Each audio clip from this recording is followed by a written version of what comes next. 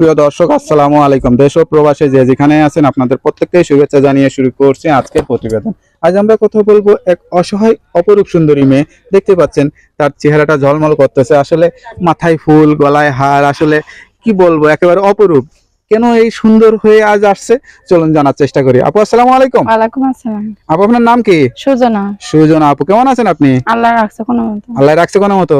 কি এমন ঘটনা ঘটছে যে আজ প্রতিবেদনে আসতে হয়েছে?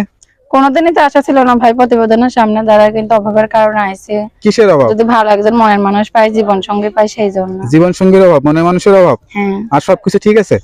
ফ্যামিলিতে আছে কে কে? ফ্যামিলিতে মা আছে আর ছোট একটা ভাই আছে। আর কেউ নাই? না। বাবা কি হয়েছে? বাবা বিয়ে করছে আর একটা। তো বাবারও তো অভাব তাইলে? বাবার অভাব কেমনি? বাবা তো ভালো সুখে রয়েছে। বাবা ভালোই সুখে রয়েছে।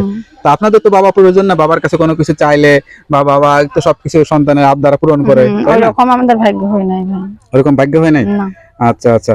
তা এই যে ভিডিওর সামনে আসতে হবে বা আসছেন, কেমন লাগে এটা আসলে? অনেক কষ্ট হয় ভাই, কি করবে এখন, পেটের দা কষ্ট পেরে আইছে। আচ্ছা, পড়ালেখা করছিলেন?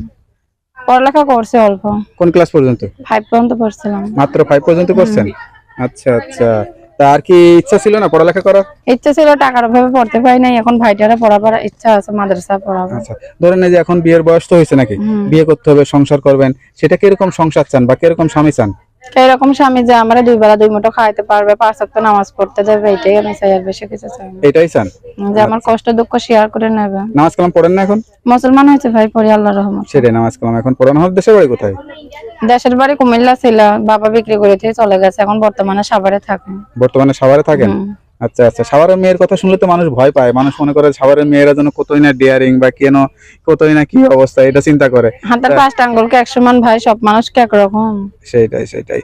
তা যাই হোক, আপনার মতো এরকম সুন্দরী মেয়ে আসলে অনেকেই বউ বানাতে চায় বা বিয়ে করতে চায়, কিন্তু অনেকে দেখে যে ভিডিওতে এক কথা বলে, ফোন দিলে আরেক কথা বলে। তা আপনার জীবনে তো এরকম ঘটবে না নাকি? না ভাই, আমরা যে ফোন দেবে দয়া করে দাদা ভাইদের কাছে বলি, প্রবাসী ভাইদের কাছে কোনো বাজে কথা বলবেন না।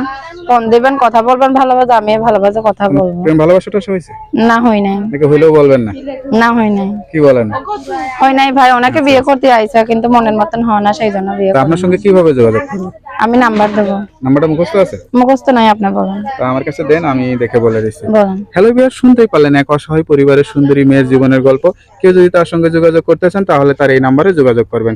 নাম্বারটি হচ্ছে 01764226539। নাম্বারটা খোলা থাকে তো? হ্যাঁ, খোলা থাকো। নাম্বারটা খোলা রাখবেন, আর কেউ ফোন দিলে সত্যি কথা বলবেন। ঠিক আছে আপু? আর কোনো কিছু বলতে চান? প্রবাসী ভাইদের কাছে বলে, কোনো ভাইরা বাজে কথা বলবেন না, ভালো বাজে ফোন দিবেন, আমি কথা বলবো, কোনো বাজে কথা বলবেন না। তো ওকে আপু, তা ভালো থাকেন। আর সবচেয়ে বড় কথা, নামাজ কালাম পড়ে আল্লাহর কাছে দোয়া করবেন, ঠিক আছে?